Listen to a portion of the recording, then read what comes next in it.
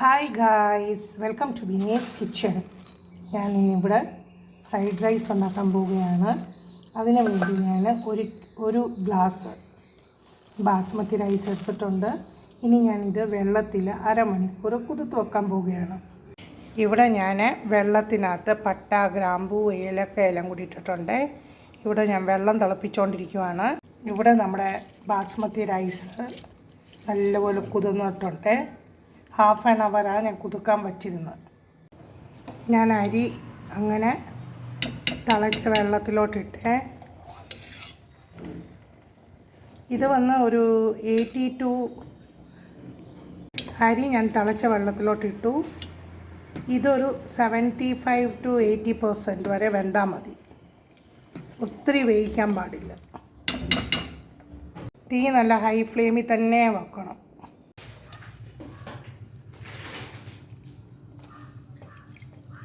ഇവിടെ ഞാൻ അരി ഊറ്റിക്കൊണ്ടിരിക്കുകയാണ്. ഇത് അരി വേകാൻ നേരത്ത് ഞാൻ അതിനകത്ത് ഇച്ചിരിയും ഓയിൽ ഒഴിച്ചിട്ടുണ്ട്. നിങ്ങൾക്ക് വെളിച്ചെണ്ണയോ സൺഫ്ലവർ ഓയിലോ നെയ്യോ എന്ത് വേണമെങ്കിലും ഒഴിക്കാമേ. പിന്നെ ഉപ്പും ആഡ് ചെയ്യണം. അരി ഞാനിങ്ങനെ കോരിക്കൊണ്ടിരിക്കുക.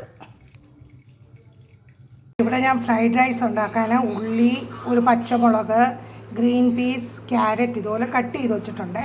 ഇവിടെ ഞാൻ ഉള്ളി ഫ്രൈ ചെയ്തുകൊണ്ടിരിക്കുകയാണ്.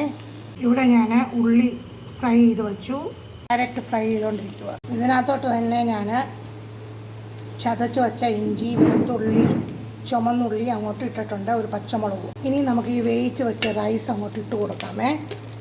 ഇതിനകത്തോട്ട് തന്നെ ഞാൻ ഇച്ചിരി റെഡ് കളറും യെല്ലോ കളറും ആഡ് ചെയ്തിട്ടുണ്ട്. ഇതിനകത്ത് തന്നെ ഞാൻ കുറച്ച് നെയ്യ് ആഡ് ചെയ്തു.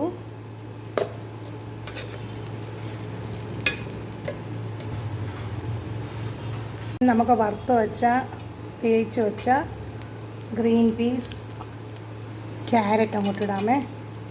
ഇനി ഇവിടെ വറുത്ത് വച്ചിരിക്കുന്ന ഉള്ളിയൂടെ അങ്ങോട്ടിടാം. ഞാൻ അതിനകത്ത് പുതിന, മല്ലിയില ഒന്നും ചേർത്തിട്ടില്ലേ. നിങ്ങൾക്ക് വേണമെങ്കിൽ ആഡ് ചെയ്യാം. ഇവിടെ ഞാൻ ഒരു 2 മിനിറ്റ് ഇങ്ങനെ ഒന്ന് അടച്ച് വെച്ച് ഒന്ന് വേവിക്കുവാണ്. എന്നിട്ട് ഗ്യാസ് ഓഫാക്കാൻ പോവാം. ഇവിടെ നമ്മുടെ ചിക്കൻ കറി റെഡി ആയിക്കൊണ്ടിരിക്കുന്നു. അങ്ങനെ നമ്മുടെ ഫ്രൈഡ് റൈസും ചിക്കൻ കറിയും റെഡി. എളുപ്പമുണ്ടാകും, ഈസിയാണ്.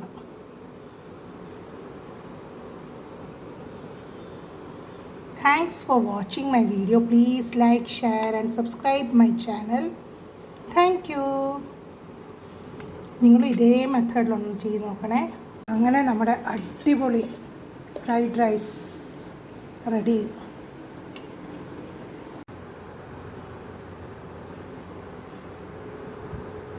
നിങ്ങൾക്ക് അതിനകത്ത് നട്ട്സൊക്കെ ഇടാമേ.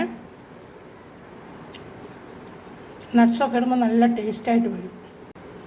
അടിപൊളി, സൂപ്പർ, ഒന്നും പറയാനില്ല,